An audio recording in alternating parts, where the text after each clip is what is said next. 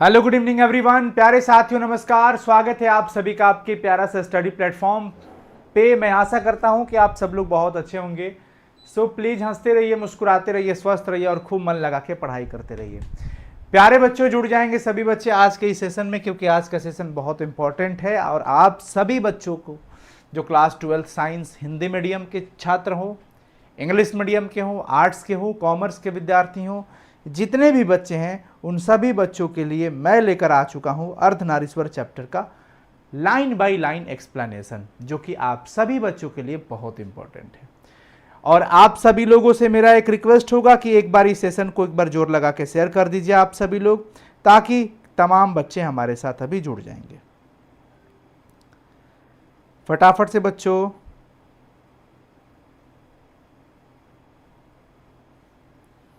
Yes, एक बार share कर देंगे।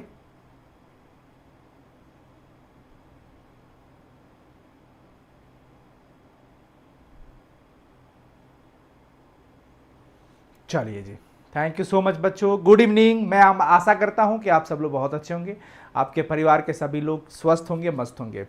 अर्धनारीश्वर चैप्टर रामधारी सिंह दिनकर जी की रचित एक बहुत अच्छी निबंध है बच्चों। नारी की बात सदा गीत और लेख से बंधी होती है। यह वाला ट्रिक जो मैंने बनाया था आज से करीब 5 साल पहले, 4 साल पहले, परंतु आप सबके बीच में अभी भी विद्यमान है, वो हर बच्चों के जुबान पे है।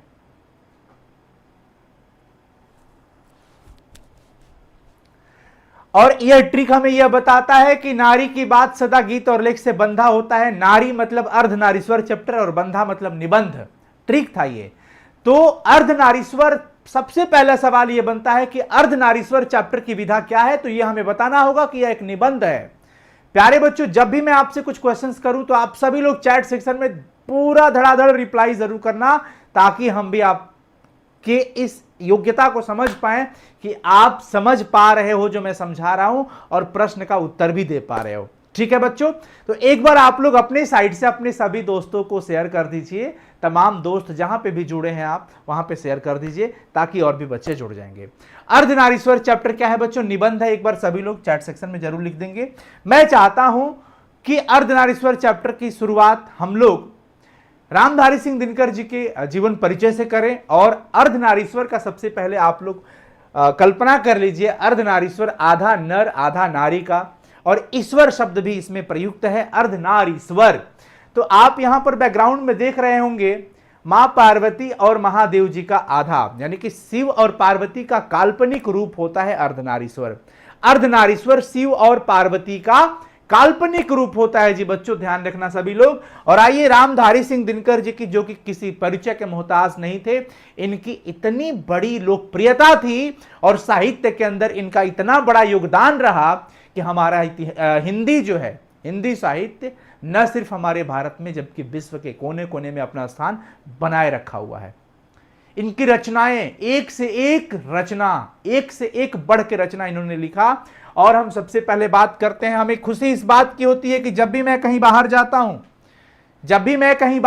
हूं, उत्तर प्रदेश, दिल्ली, मुंबई, कहीं पे भी, और वहां पे किसी से चर्चा होता है जब कि आप अपना परिचय दीजिए, तो मुझे गर्व इस बात का होता है कि मैं अपने परिचय वाली पंक्ति में ये पंक्ति जरूर रखता हूं कि मैं राष्ट्र कवि रामधारी सिंह दिनकर जी की भूमि बिहार से हूं।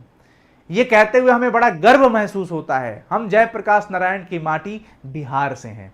ये कहते हुए हमें एक अलग ऊर्जा मिलती है, एक अलग हमारा परिचय का श्रृंगार बन जाता है।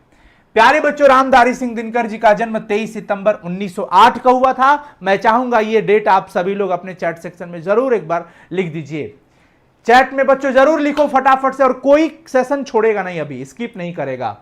24 अप्रैल 1974 को निधन मतलब देहांत हो जाता है, और बिहार के बेगूसराय के सिमरिया में इनका जन्म स्थान है। मैं समझता हूं यहां से हमारे तमाम बच्चे जुड़े होते हैं, यह ध्यान रखिएगा सभी लोग, बिहार के बेगूसराय जिला के सिमरिया में है।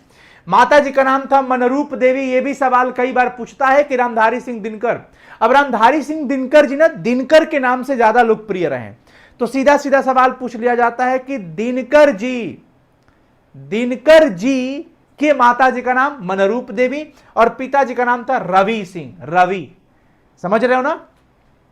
पत्नी का नाम था श्यामवती देवी। प्रारंभिक शिक्षा इन्होंने गांव से लिया और उसके आसपास से ही। 1928 में मोकामा घाट रेलवे हाई स्कूल से मैट्रिक इन्होंने किया। रामधारी सिंह दिनकर जी ने मैट्रिक का एग्जाम कब पास किया? मैट्रिक कब किया इन्होंने? 1928 में। कहां से बच्चों? मोकामा घाट हाई स्कूल, और जो कि हमारे और आपकी संज्ञान में ये होगा, जानकारी में होगा, नॉलेज में होगा। 1932 में पटना कॉलेज से इन्होंने बीए ऑनर्स इतिहास से पढ़ा था। 1932 में इन्होंने पटना कॉलेज से ग्रेजुएशन किया, बीए किया। ऑनर्स का विषय क्या रहा इनका? इतिहास रहा। आगे बढ़िए, हम पढ़ते हैं वृत्ति प्रधानाध्यापक रहे हैं, एचई स्कूल बरबीघा सब रजिस्ट्रार सब डायरेक्टर भी रहे हैं, जनसंपर्क विभाग एवं बिहार विश्वविद्यालय में हिंदी के प्रोफेसर भी रहे हैं। बिहार विश्वविद्यालय, बिहार यूनिवर्सिटी जो कि बिहार के जाने माने विश्वविद्यालयों में से एक है, और उनमें ये हिंदी के प्रोफेसर भी रहे हैं। भागलपुर यूनिवर्सिटी, भागलपुर विश्वविद्यालय में उप कुलपति रह चुके हैं। ये भागलपुर यूनिवर्सिटी में बच्चों ये उप कुलपति रह गए हैं।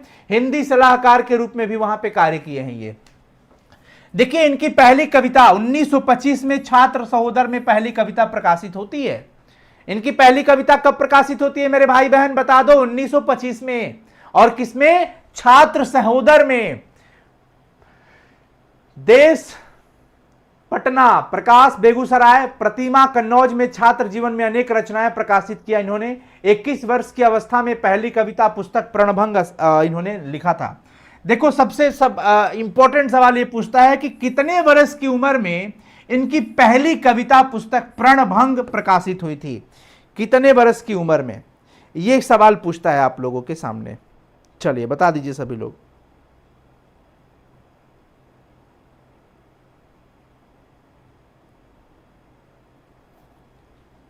1900 नहीं, 1900 मत लिखो, 21 वर्ष ना, 21 वर्ष की उम्र में। पुरस्कार देखिए, संस्कृति के 4 अध्याय इनकी एक बड़ी ही जबरदस्त रचना थी। संस्कृति के 4 अध्याय इनके बड़ा ही जबरदस्त रचना था, और मैं समझता हूं कि कृति छूट गया है बच्चों। कृति में मैं देखिए, हमारे पास सामने पुस्तक है, प्रणभंग इनकी रचना है, रेणुका इनकी रचना है, हुकार इनकी रचना है, रसवंती इनकी रचना है, कुरुक्षेत्र, रश्मिरथी, नील कुसुम, उर्वशी, परशुराम की प्रतीक्षा, कोमलता और कवित्व, हारे को हरिनाम। इसके अलावा मिट्टी की ओर, अर्धनारीश्वर, संस्कृति के 4 अध्याय, काव्य की भूमिका, बट पीपल, शुद्ध कविता की खोज, दिनकर की डायरी, ये सब इनकी रचना है। अब संस्कृति के 4 अध्याय इनकी इतनी फेमस रचना रही कि इसके वजह से इनको साहित्य अकादमी पुरस्कार दिया गया, और उर्वशी इनकी बहुत अच्छी रचना रही जिस पर भारतीय ज्ञानपीठ पुरस्कार से इनको सम्मानित किया गया। अब ये सवाल पूछता है बच्चों कि संस्कृति के 4 अध्याय के लिए कौन सा पुरस्कार दिया गया? तो हम क्या कहेंगे? साहित्य अकादमी पुरस्कार। और उर्वशी के लिए भारतीय ज्ञानपीठ पुरस्कार। राज्यसभा के सांसद भी रहे। पद्म भूषण से भी इनको पुरस्कृत किया गया था, पद्म भूषण पुरस्कार से सम्मानित किया गया था, पद्म भूषण पुरस्कार से सम्मानित किया गया था। और मैं बहुत जल्द इनकी रचनाओं का ट्रिक आपके सामने अपलोड करूंगा। इवन मैं मान के चलता हूं कि कल शाम को दिनकर जी की जितनी भी रचना है उसका एक महत्वपूर्ण ट्रिक और हंसी मजाक वाला ट्रिक मैं आपको दूंगा। और मेरी बहुत जल्द की कोशिश होगी कि हिंदी साहित्य के अंदर लेखक के जन्म और मृत्यु का याद करने का, डेट का एक ओवरऑल जितना हो सके एक अच्छा हेल्पफुल ट्रिक मैं आपके लिए बना सकूं। ठीक है बच्चों, चलिए अब हम लोग आगे की ओर चलते हैं। हमारे सामने कृतियां देखो यहां पे है, प्रमुख काव्य कृतियां। प्रणभंग जो 1929 में प्रकाशित हुई, रेणुका 1935 में, हुकार 1938 में, रसवंती 1940 में, कुरुक्षेत्र 1946, रश्मिरथी 1952, नीलकुसुम 1954, उर्वशी 1961। ये सब इनकी रचना है बच्चों। ये काव्य हो गया और यहां से गद्य हो गया। ये सब गद्य है, जिसमें अर्धनारीश्वर कब? 1952 में प्रकाशित हुआ। अर्धनारीश्वर 1952 में प्रकाशित हुआ है, अर्धनारीश्वर 1952 में। अब याद रखिएगा सभी लोग, रामधारी सिंह दिनकर जी की भैया रचना में इतने अच्छे अच्छे शब्द आएंगे, इतनी अच्छी भावात्मक लाइनें होती हैं, पंक्तियां होती है कि आपका मन बड़ा ही मतलब कमाल का हो जाएगा। और तो और एक सवाल बिल्कुल मत छोड़िएगा कि किस युग के थे। मैं युग पर भी एक वीडियो आप लोगों को बना दूंगा ताकि सभी बच्चों को यह पता चल जाए कि युग किसे कहा जाता है, काल किसे कहा जाता है और कौन से युग के कौन कवि थे। तो प्यारे बच्चों, अभी तक चर्चा के लिए मैं आपको बता दूं और जानकारी के लिए कि बालकृष्ण भट्ट जी भारतेंदु युग के थे और चंद्रधर शर्मा गुलेरी जी द्विवेदी युग के थे, परंतु रामधारी सिंह दिनकर जी छायावादोत्तर युग के थे। छायावादोत्तर युग, अब ये क्या होता है मैं आपको एक्सप्लेन कर लूंगा, परंतु अभी फिलहाल के लिए आप सभी लोग ये बिल्कुल दिमाग में रखेंगे, छायावादोत्तर युग के ये बहुत ही बड़े महान कवि रहे हैं, प्रमुख कवि रहे हैं।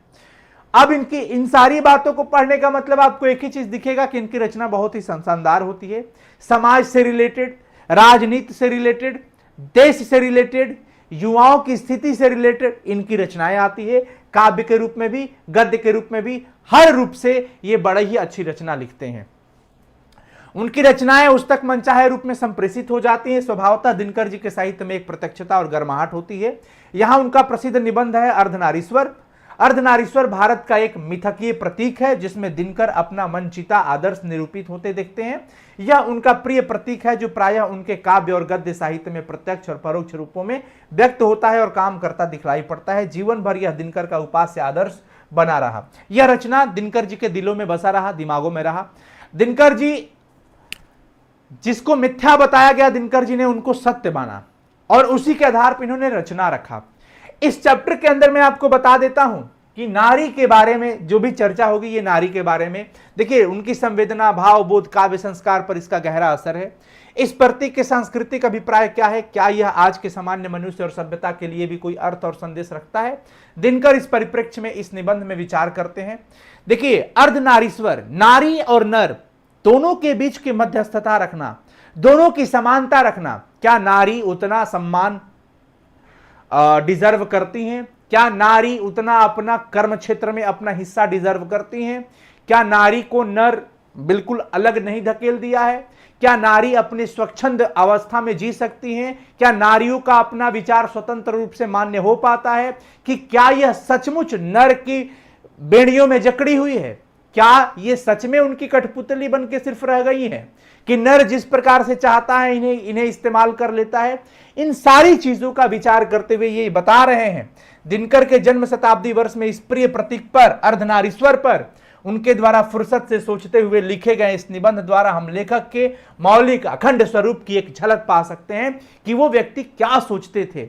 अर्धनारीश्वर एक प्रतीक जो कि शिव और पार्वती का काल्पनिक रूप है। शिव और पार्वती का काल्पनिक रूप है बच्चों, ध्यान रखिएगा सभी लोग। चलिए, अब यहां से बच्चों चैप्टर स्टार्ट होता है कि अर्धनारीश्वर शंकर और पार्वती का कल्पित रूप है। अगर आप देखना चाहें तो जरूर आप देखिएगा, आधा माता जी का रहता है और आधा जो है शिव जी का रहता है। मां पार्वती और शिव जी का आधा आधा, पूरा ऊपर से लेके नक से लेके एड़ी से लेके चोटी तक आप देख लीजिए, नक से लेके सिक तक पूरा आप देखिएगा ना, तो आपको क्या दिखेगा कि आधे वस्त्र में साड़ी दिखेगा और आधे में बाघ का छाल दिखेगा। आधे हाथों में यहां पर आलता वगैरह, पैरों में अलतलक दिखेगा, आलता वगैरह दिखेगा, लेकिन आधे में नहीं दिखेगा। आधा में पुरुष का रूप दिखेगा, आधे में माता जी का। तो यहां पर देखो बच्चों, सबसे पहला सवाल बनता है कि अर्धनारीश्वर किसका काल्पनिक रूप है? कल्पित रूप शंकर और पार्वती का। लिखो सभी लोग, किसका कल्पित रूप है? शंकर और पार्वती का, जिसका आधा अंग पुरुष का और आधा अंग नारी का होता है। एक ही मूर्ति की दो आंखें, एक ही मूर्ति में दो आंखें दिखेगा, और एक रसमयी और दूसरी विकराल, विकराल महाकाल का, महादेव जी का है, और दूसरा माता की आंखें। माता की आंखें रसमयी होती है, ममतामयी होती है। मां जब भी देखती है उसके नजर में, उसके दृष्टि में सोचिए ना कितना बड़ा ममता प्यार छुपा हुआ है। और यहां पर कहा जा रहा है दूसरा विकराल, जो कि शिव जी का दिखाया जा रहा है। एक ही मूर्ति की दो भुजाएं हैं, एक भुजा में त्रिशूल दिखेगा और दूसरी की पहुंची पर क्या लगा रहता है? चूड़ियां, और उंगलियां अलतलक से लाल दिखेंगी, यानी कि वो माता जी का ये पूरा प्रतीक बताया जा रहा है। एवं एक ही मूर्ति के दो पांव, एक जरीदार साड़ी से आवृत ढका हुआ है और दूसरा बागंबर से ढका हुआ है। एक जरीदार साड़ी से मतलब माता जी का पैर, और दूसरा जो कि बाघ के छाल से। एक हाथ में डमरू एक में बीड़ा परम उदार, एक नयन में गरल एक में संजीवन की धार।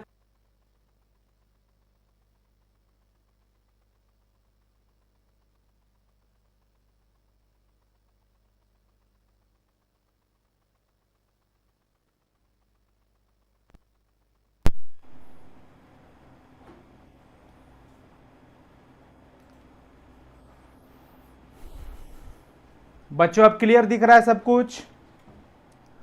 नेटवर्क का दिक्कत था मेरे भाई, इंटरनेट चला गया था इसमें, अब हम लोग क्या कर सकते हैं। ये गर्मी एक ऊपर से इतनी तापमान दिए जा रही है और इधर नेटवर्क का दिक्कत अलग ही दिए जा रहा है। तो अब क्लियर है ना? तो चलिए एक बार फिर से वापस जुड़ जाइए। मैं समझता हूँ कुछ बच्चे अभी नेटवर्क की वजह से ये समझ गए कि क्लासेस फंस गई थी बीच में, परंतु सब ठीक है, ओके है। चलिए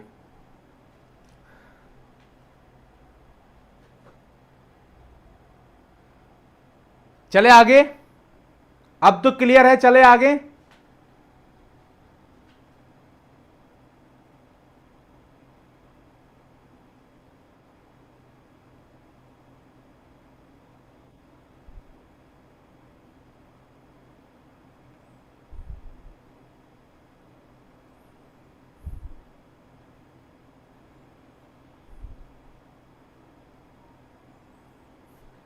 चलो यस सर। चलिए तो आगे चलते हैं बच्चों। एक हाथ में डमरू एक में वीणा परम उदार। मैं वही कह रहा था कि एक हाथ में वीणा दिख रहा है और एक हाथ में शिव जी की डमरू दिख रही है। अर्धनारीश्वर शिव और पार्वती का कल्पित रूप है। एक नयन में गरल और एक में संजीवन की धार। एक आंख में करुणा दिख रहा है, एक आंख में ममता दिख रहा है और एक आंख विकराल सा दिख रहा है। जटाजूट में लहर पुण्य की शीतलता सुखकारी। जटाजूट में लहर पुण्य की और शीतलता सुखकारी। बाल चंद्र दीपित त्रिपिंड पर बलिहारी बलिहारी। ये जितनी भी पंक्तियां है ये सब अर्धनारीश्वर का प्रतीक बता रही हैं। अर्धनारीश्वर का प्रतीक, अर्धनारीश्वर का प्रतीक। समझ में आ रहा है आप लोगों को? स्पष्ट ही यह कल्पना शिव और शक्ति के बीच पूर्ण समन्वय दिखाने के लिए निकाली गई होगी। कोऑर्डिनेशन, समन्वय। कि आप ये देखिए कि आधा अंग नारी का और आधा अंग नर का, मतलब कि यह पूर्ण तब हुआ जब नर और नारी पूरे एक दूसरे के साथ समन्वय हो रहे हैं तब। यानी कि एक मतलब यह है कि नर बिना नारी का पूर्ण नहीं हो सकता और नारी भी बिना नर का पूर्ण नहीं हो सकता। यहां पे देखिए स्पष्ट है कि यह कल्पना शिव और पार्वती के बीच पूरी समन्वय दिखाने के लिए लिया गया होगा, किंतु इसकी सारी व्याप्तियां वहीं तक नहीं रुकती। अर्धनारीश्वर की कल्पना में कुछ इस बात का भी संकेत है कि नर नारी पूर्ण रूप से समान है। नर नारी पूर्ण रूप से समान भी है, इस बात को बड़े ध्यान से समझना पड़ेगा, देखना पड़ेगा। एवं उनमें से एक के गुण दूसरे के दोष नहीं हो सकते।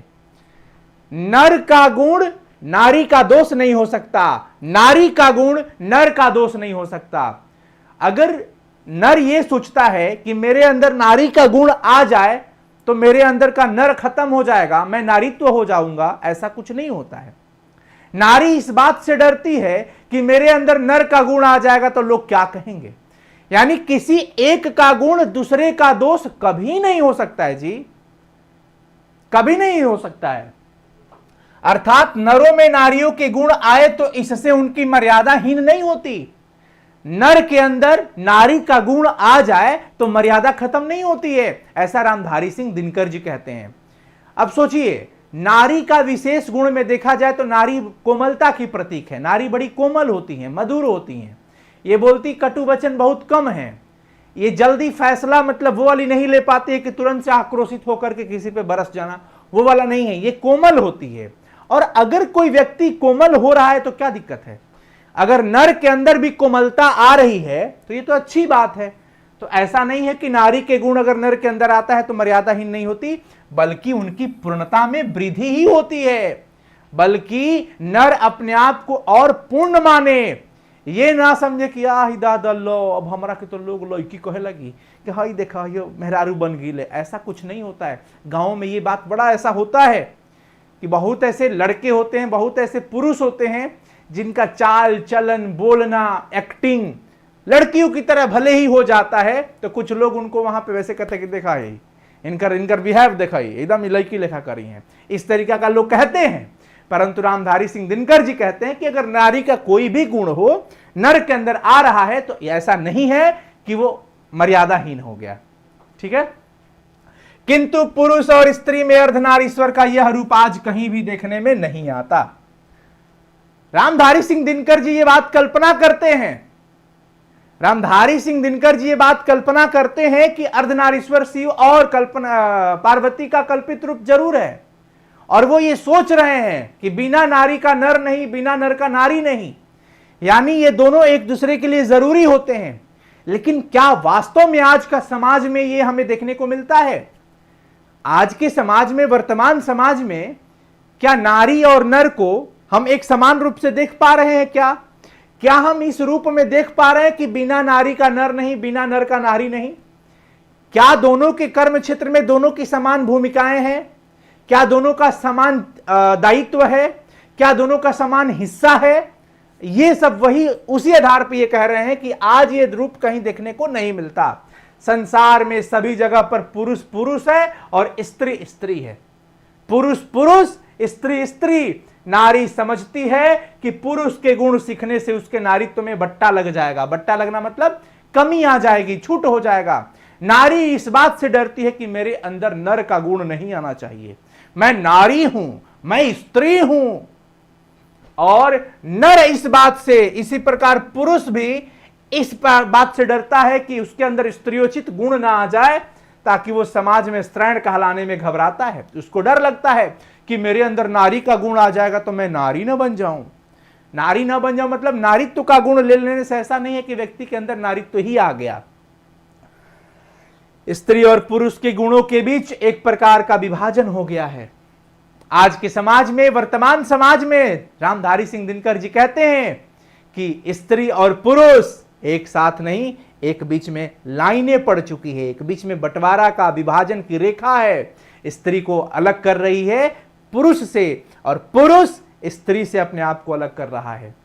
हम एक तरफ शिव और पार्वती का कल्पित रूप देख रहे हैं, जो एक पूरी संरचना में आधा आधा है, बिना इसका ये नहीं, बिना इसके ये नहीं। लेकिन हमारा आज का वर्तमान समाज जो एक विभाजन रेखा के परे कर दिया है स्त्री को, और स्वयं पुरुष भी अपने आप को उस रेखा में अलग कर लिया है। स्त्री और पुरुष के गुणों के बीच एक प्रकार की विभाजन हो गया है, तथा विभाजन की रेखा को लांघने में नर और नारी दोनों डरते हैं। दोनों को डर लगता है कि मेरे अंदर नारी का गुण ना आ जाए, नारी डरती है कि मेरे अंदर नर का गुण ना आ जाए। इस बात से दोनों घबरा रहे हैं, डर रहे हैं। आज का हमारा वर्तमान समाज यही है। कई बार देखिएगा, आप घरों में एग्जाम्पल जरूर सुनते हैं, मैं सुना हूं और आप भी जरूर सुनते होंगे। कई बार गांव में झगड़ा लगता है किसी के साथ कोई विवाद हो जाता है, और उस घर का पुरुष नहीं चाहता है कि झगड़ा में जाऊं, तो कई बार स्त्रियां उन्हें बार बार कहती है कि लग चूड़ी पहन के तू ही बैठ जा, हम ही मर्द बन के जाता नहीं लड़े, तू चूड़ी पहन के बैठा घर में। इस प्रकार की भी यहां पर वक्तव्य दिए जाते हैं कि चूड़ी पहन लेना मतलब स्त्री, और चूड़ी पहनने वाली मतलब कमजोर। स्त्रियां खुद कह रही है कि तू ही चूड़ी पहन के बैठ जा, हम ही मर्द बन के बाहर जाता नहीं लड़े। इस तरीके का सुने होंगे आप। यानी उनका अभी भी देखो मानसिकता कहां पे छुपा हुआ है। वो अपने पति को यह कह रही है कि आप चूड़ी पहन के बैठ जाइए, मतलब आप कमजोर है तो छिप के बैठ जाइए घर में। छिपने का काम तिमियों का होता है, स्त्रियों का होता है।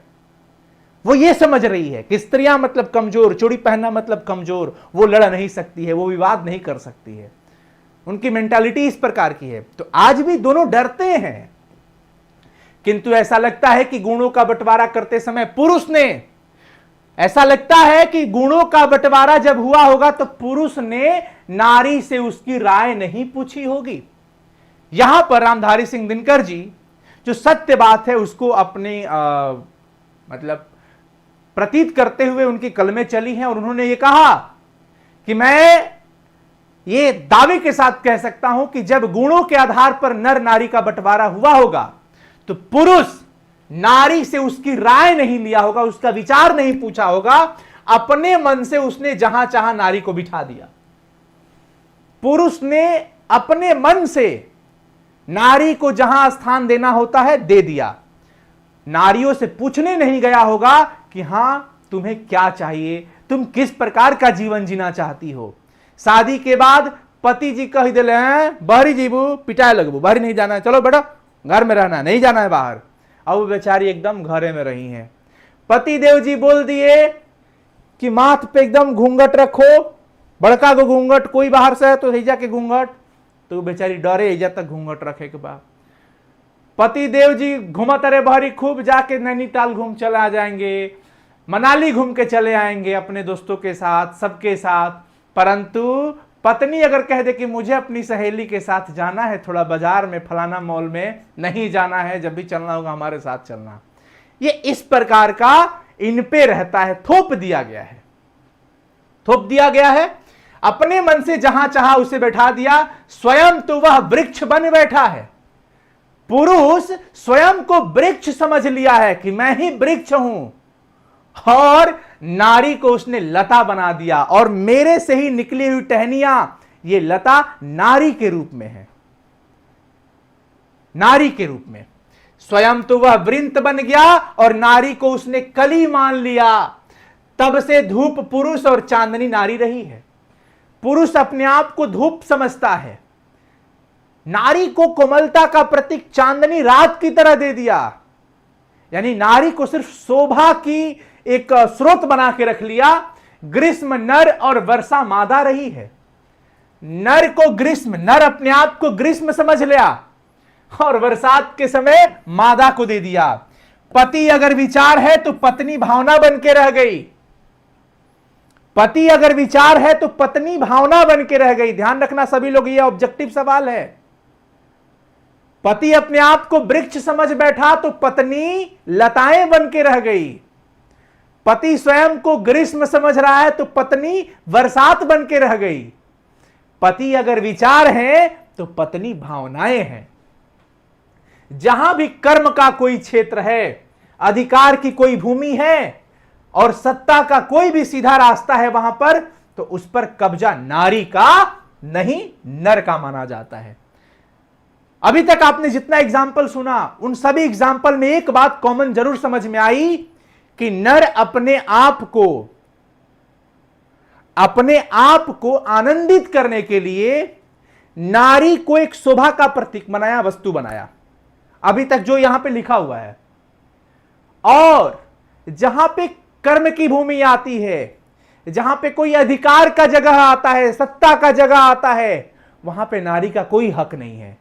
वहां पे वो सिर्फ अपना हक रखा है। नर ने खुद का हक रखा है। नर है विधाता का मुख्य तंतुवाय जो वस्त्र बुनकर तैयार करता है, लेकिन नारी का काम उस वस्त्र पर छींटे डालना है। यानी कि किसी वस्तु की संरचना कर देना नर अपने आप को यह समझता है, और उस पर श्रृंगार डाल देना नारी का काम।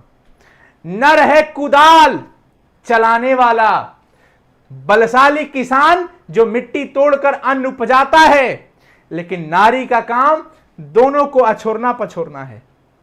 नर स्वयं को कहता है कि मैं कुदाल चलाऊंगा, मैं मिट्टी तोड़ूंगा, मैं खूब मेहनत करूंगा, मैं मेहनती हूं, मैं धूप हूं, मतलब मैं आग की तरह हूं। लेकिन तुम कोमल हो, तुम घर में रहो, चार दीवारी में रहो। मैं मिट्टी तोड़ूंगा, किसानी करूंगा, कुदाल चलाऊंगा, हल चलाऊंगा, अनाज लेके आऊंगा, तुम अछोरना पछोरना ये सब करना, अनाज को निकालना। नर है नदियों का वेगमय प्रवाह, तो नारी उसमें लहरें बनकर उठती गिरती रहती है। नर वेगमय प्रवाह है तो नारी लहर बन के उठती गिरती रहती है। सिंहासन तो वस्तुतः राजा के लिए होता है। देखो यहां पे आ गया ना, सिंहासन तो प्रायः राजाओं के लिए होता है, रानी तो उसके वामांग की शोभा मात्र है। कर्म के क्षेत्र में, अधिपत्य के क्षेत्र में, सत्ता के क्षेत्र में नारी सिर्फ शोभा बन के रह जाती है।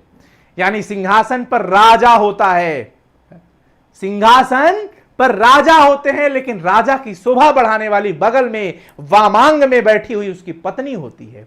तो पत्नी सिर्फ शोभा बनकर रह गई, पत्नी सिर्फ संकेत बनकर रह गई, नारी सिर्फ संकेत शोभा की बनकर रह गई है, शोभा मात्र है। सत्य है राजा की ग्रीवा, गर्दन और विशाल वक्षोदेश रानी उन पर मंदार हार बुनकर झूलने के लिए है। ये लंबी गर्दन और ये चौड़ी छाती और इसकी शोभा के लिए मंदार की हार बनकर के, फूल की हार बनकर के नारी बैठी हुई है। नारी इसकी शोभा बढ़ाने के लिए है सिर्फ। राजा अगर काया है, काया मतलब शरीर, तो रानी उसकी छाया की प्रतीक है। राजा अगर काया है तो रानी उसके छाया के प्रतीक है। यानी कि एक चीज देखो कॉमन है क्या, कि नर ने नारी को साथ तो जरूर रखा, परंतु गुणों के आधार पर बंटवारा कर दिया, कर्म क्षेत्र के आधार पर बंटवारा कर दिया, लेकिन रखा साथ में है, क्योंकि परछाई साथ चलती है, वेगमय प्रवाह में लहर साथ होती है, लताओं के साथ वृक्ष होता है, कुदाल किसे मिट्टी कोड़ते हैं, अनाज लाते हैं, तो अनाज में अछोरना पछोरने का काम नारी का होता है। सिंहासन पर राजा भले बैठे हैं, लेकिन वामांग में उनकी शोभा बढ़ाने के लिए रानी जरूर बैठेंगी। यानी कि पति ने, नर ने नारी को जरूर साथ में रखा, लेकिन कर्म क्षेत्र पे, गुण क्षेत्र पे उनको बांट के रखा। देखो रानी छाया की प्रतीक हो गई। सत्य का साकार रूप तो राजा ही होता है, रानी तो सिर्फ कल्पना की रंगीन जाली और सपनों की मीठी मुस्कान जो जीवन में उतरी तो वाह वाह और नहीं उतरी तो वाह वाह, कहावत चल पड़ी है। नारी सिर्फ मुस्कान, उसकी मीठी मुस्कान, अच्छी मुस्कान देख करके नर अपने आप को आनंदित मानता है। देखिए यहां पे लिखा है कि सत्य का साकार राजा होता है, यानी कि नर अपने आप को सत्य का रूप, असत्य का साकार रूप समझता है, लेकिन रानी को सिर्फ कल्पनात्मक एक रंगीन जाली समझता है, सपनों की मीठी मुस्कान समझता है, जिससे व्यक्ति के जीवन में आनंद आ जाता है। अगर रानी उनके जीवन में उतर गई तो भी वाह वाह, ना उतरी तो भी वाह वाह। पुरुषाय नछे दिवसेर ज्वाला तप्त रौद्र दाह, कामिनी ऐन छे यामिनी शांति समिरण वारी वाह। दिवस की ज्वाला यानी कि दिन की ज्वाला और तप्त धूप, ये पुरुष की लाई हुई चीजें हैं। पुरुष अपने आप को जो संकेत दे रहा है, वो कह रहा है कि मैं धूप हूं, तुम तो चांदनी रात हो। अरे मैं अगर स्वयं को बलशाली समझता हूं तो तुम कोमल हो। मैं धूप सहन कर सकता हूं, मैं दिन की ज्वाला तपती हुई धूपों को सहन कर सकता हूं। तुम खूबसूरत सी कली, फूल की कली मुरझा जाओगी, कहां जाओगी धूप में? ना ना ना, अल्ले ले ले ले ले ले छोना, घर में बैठो। दिवस की ज्वाला और तप्त धूप, ये पुरुष अपने आप के लिए संकेत दिया है, और यहां पे लिखा जा रहा है कि ये पुरुष की लाई हुई चीजें हैं। कामिनी, कामिनी का मतलब यहां पे मैं आपको सीधे तौर पे समझाना चाहता हूं, बहुत ज्यादा एलोबरेट नहीं करूंगा। कामिनी यहां पर स्त्री का प्रतीक है, और कामिनी अपने साथ यामिनी की शांति लाती है। शांति, यामिनी की शांति कौन लाता है? कामिनी। आगे चलो, किंतु कवि की यह कल्पना झूठी है। रामधारी सिंह दिनकर जी कहते हैं कि यह कल्पना झूठी है। अगर नर अपने आप को, स्वयं को मजबूत समझता है, तो सिर्फ नर मजबूत नहीं होता। नारी अपने आप को स्वयं सिर्फ कोमल समझती है, तो ऐसा नहीं है कि नारी सिर्फ कोमल होती है। तो रानी लक्ष्मीबाई भी थी, रानी लक्ष्मीबाई भी थी जो मर्दों की तरह लड़ी थी, हैं? मर्दों की तरह लड़ी थी। तो ये कल्पना झूठ है। ऐसा नहीं है कि धूप में सिर्फ मर्द अपने आप को तपती हुई धूपों में रख सकता है। एक मां भी अपने बच्चे के पालन पोषण के लिए धूप में काम करती है, दिन रात मेहनत करती है अपने बच्चों के भोजन खिलाने के लिए। यदि आदि मानव और आदि मानवी आज मौजूद होते, तो ऐसी कल्पना से सबसे अधिक आश्चर्य उन्हें ही होता।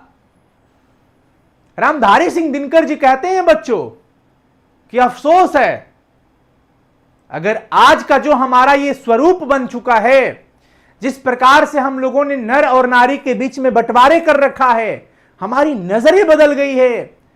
हम कोमलता मतलब सिर्फ नारी को समझते हैं, हमने कर्म क्षेत्र में बांट दिया, अलग अलग कर दिया, गुणों के आधार पर नर नारी को अलग अलग बांट दिया। अगर आज आदि मानव होते तो ये सब देख करके बड़ा आश्चर्य होते वो, क्योंकि आदि मानव जब थे ना तो शिकार करने भी साथ जाते थे। वो ये नहीं कहते थे कि अरे अरे तुम तो कोमल हो, धूप लग जाएगा, अरे बताओ तुम्हारे इतने अच्छे फेशियल कराए हुए चेहरे हैं, उस पर धूल आ जाएगा ना, ना तुम घर में बैठो। आदि मानव ऐसा नहीं करते थे। वो कहते थे चलो शिकार भी साथ में करेंगे, शिकार भी साथ में करते थे। और जो भी शिकार होता था, जंगल जंगल वन वन हर जगह भटकते थे। क्या धूप, क्या छांव, क्या गर्मी, क्या सर्दी, क्या जाड़ा, क्या बरसात, हर परिस्थितियों में वो एक साथ रहते थे। लेकिन आज मानो नर और नारी के बीच हमारे वर्तमान समाज में किस प्रकार का बंटवारा हो चला है। और वे कभी भी कदाचित कहते भी कि अरे आपस में धूप और चांदनी का बंटवारा हमने नहीं किया था। ये इतना बड़ा एक व्यंग्य है हमारे समाज के ऊपर। रामधारी सिंह दिनकर जी ने लिखा कि धूप और चांदनी का बंटवारा करने वाला हमारा वर्तमान समाज यही हो सकता है। आदि मानव कभी धूप और चांदनी का बंटवारा नहीं किए थे। मैंने क्या कहा, क्या धूप, क्या दिन, क्या रात, क्या छांव, हमेशा एक साथ हुआ करते थे। आज तो नर अपने आप को धूप बताता है, सूर्य की रोशनी में तपता हुआ व्यक्ति खुद को बताता है, और नारी को कहता है तुम तो चांदनी हो, तुम तो चांदनी हो। हम तो साथ साथ जन्मे थे तथा धूप और चांदनी में वर्षा हो आतप हो हर जगह साथ में घूमते भी थे, बल्कि आहार संचय को भी हम साथ ही निकलते थे। और अगर कोई जानवर हम पर टूट पड़ता तो हम एक साथ उसका सामना भी करते थे। आदि मानव होते तो हमारे वर्तमान समाज के इस नर नारी के बंटवारे की व्यवस्था को देखकर बड़ा शॉक्ड हो जाते हैं, आश्चर्य हो जाते और कहते कि या ही दादा, हई तो हमने के काम कहियो ना के लिए रही जब भाई, धूप और चांदनी का बंटवारा तो आज तक हमने कभी किया ही नहीं था। अरे हम तो आहार, क्योंकि जन्मे हम साथ में थे और रहना भी साथ में था। क्या धूप, क्या छांव, क्या गर्मी, क्या ठंडा, क्या बरसात, हर परिस्थितियों में एक साथ रहते थे। शिकार करने के लिए, आहार संचय के लिए, भोजन के लिए हम जंगलों में जाते थे साथ में। अगर कोई जानवर हम पर टूट पड़ता था तो हम एक साथ उस मुसीबत का सामना करते थे। आज मुसीबत अगर नर पे आता है या किसी भी पे आता है तो नर सिर्फ अपने आप को समझता है कि मैं ही उस मुसीबत का सामना कर सकता हूं। नारी तक उस बात को जाने नहीं देता है, नारी को बड़ा सुरक्षित रखता है। यहां पर देखिए, उन दिनों नर बलिष्ठ और नारी इतनी दुर्बल नहीं थी। आदि मानवीय समय में, उस समय में, उस जमाने में, उस समय के जो लोग हुआ करते थे, उस समय नर अपने आप को बलिष्ठ नहीं करता था, कहता था, और नारी इतनी कमजोर नहीं थी जितनी आज हो चुकी है, दुर्बल नहीं थी। न आहार के लिए ही एक को दूसरे पर अवलंबित रहना पड़ता था। और उस समय नारी हो या नर, भूख लगी निकल पड़े भोजन के लिए, किसी को एक दूसरे पर निर्भर नहीं। लेकिन आज घर की नारी निर्भर है, पति कमा के ला के देंगे तो पत्नी को भोजन मिलेगा, उसके बच्चे को भोजन मिलेगा। किसी कारणवश पति को जॉब नहीं मिल पाई, पति का जॉब छूट गया तो संकट सब पे आ गया। तो आज तो नारी अपने भोजन के लिए भी किसी के ऊपर डिपेंड कर रही है। और आज का जो हमारा वर्तमान समाज है, जिसमें सबसे गंदी व्यवस्था दहेज व्यवस्था जो चल रही है, इसका तो धज्जिया उड़ जाना चाहिए था, लेकिन ये नहीं उड़ने वाला है। नारी की पराधीनता तब आरंभ हुई जब मानव जाति ने कृषि का आविष्कार किया। रामधारी सिंह दिनकर जी कहते हैं, नारी की पराधीनता, दूसरे के अधीन होना। नारी दूसरे के अधीन कब हुई? जब कृषि का आविष्कार हुआ।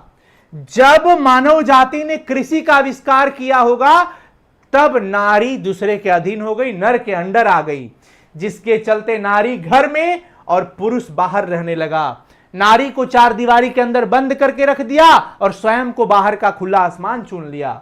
यहां से जिंदगी दो टुकड़ों में बंट जाती है। रामधारी सिंह दिनकर जी कहते हैं कि यहां से जिंदगी कितने टुकड़ों में बंट जाती है बच्चों? चैट सेक्शन में लगा दो, दो टुकड़ों में बंट गई। घर का जीवन सीमित हो गया, घर में रहने वाली नारी एक लिमिटेड जीवन जी रही है, उसकी दुनिया एक मेढक की तालाब की तरह हो गई और बाहर का जीवन असीमित हो गया एवं छोटी जिंदगी बड़ी जिंदगी के अधिकाधिक अधीन होती चली गई। नारी की पराधीनता का यह संक्षिप्त इतिहास है।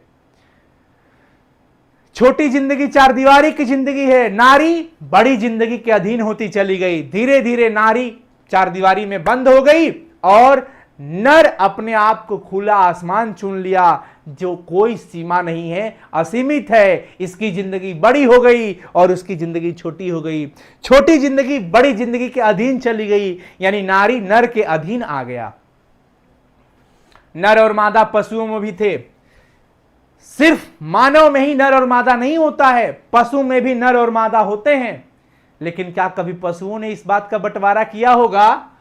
पक्षियों में भी होता है, किंतु पशु और पक्षी ने अपनी मादाओं पर आर्थिक परवस्ता तो नहीं ला दी होगी, उन्होंने तो ऐसा कुछ नहीं किया होगा।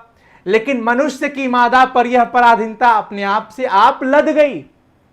लेकिन मनुष्य में नारी के ऊपर यह स्वयं लदते चला गया और इस पराधीनता ने नर नारी से वह सहज दृष्टि भी छीन ली जिससे नर पक्षी और अपनी मादा को या मादा अपने नर को देखती है। नर पक्षी मादा को जिस प्रकार से देखता है और मादा जिस प्रकार से नर को देखती है, वो वाला दृष्टि मानव समाज में नहीं रहा। क्यों? क्योंकि इन्होंने अपने आप को इस कदर बांट दिया है। इनका समान कर्म क्षेत्र नहीं है, समान व्यवस्थाएं नहीं है। ये तो स्वयं को धूप और चांदनी बता रहे हैं, तो कैसे नजरिया समान हो सकता है एक दूसरे को देखने का? कृषि का विकास सभ्यता का पहला सोपान था, किंतु इस पहली ही सीढ़ी पर सभ्यता ने मनुष्य से भारी कीमत वसूल कर ली। मैं समझता हूं कि मानव जाति ने कृषि का आविष्कार जरूर किया, पहला सोपान था हमारा, लेकिन हम इस पहली श्रेणी पर एक तरफ हमारी कृषि की सोपान की जीत हुई, तो दूसरी तरफ हमने सभ्यता की सबसे अमूल्य चीज को खो दिए हैं। क्या? कि कृषि के आविष्कार होते हुए हमने अर्धनारीश्वर चीजों को नहीं समझा। हमने नारियों को पराधीन कर दिया। नारियों को उनका जो हक मिलना चाहिए वो नहीं मिल पाया। आज प्रत्येक पुरुष अपनी पत्नी को फूलों सा आनंदमय भार समझता है। आज प्रत्येक पुरुष अपनी पत्नी को फूलों सा आनंदमय, आनंद देने वाली भार भी समझता है, यानी कि बोझ भी है। पत्नियां, स्त्रियां, नारियां, और प्रत्येक पत्नी अपने पति को बहुत कुछ उसी दृष्टि से देखती है जिस दृष्टि से लता अपने वृक्ष को देखती होगी। लेकिन पत्नी अपने पति के लिए सब कुछ उसी दृष्टि से देखती है जिस प्रकार से एक लता वृक्ष को देखती है। आज मजाक में किसी से कहिए कि अरे शादी कर ले, अरे अभी ये शादी करे बा, अभी नौकरी वोकरी जब तक नहीं होगा तब तक शादी नहीं करेंगे। ये एक अलग ही वक्तव्य चल पड़ता है और काफी लंबे समय से है। नौकरी होगा तब ब्याह करेंगे। काहे भाई? कैसे कि लड़कियां आज तक कुल धनवा इनकर खा जाई। बहुत लोग कहते हैं कि हाँ एक जन यही है तो कुल खा जाए तार, यही से पहले से बैकअप व्यवस्था करना पड़ेगा कि कहाँ से उसको खिलाएंगे, कहाँ से उसके मेकअप का सामान लाएंगे। अरे आपका रिचार्ज का पैसा कहाँ से आ रहा है? आपके हाथ में एंड्रॉइड मोबाइल हर चौथे 10वें दिन पे 20 दिन पे बहुत लड़कों का हम देख रहे हैं बदल जा रहा है। कहां से आ रहा है?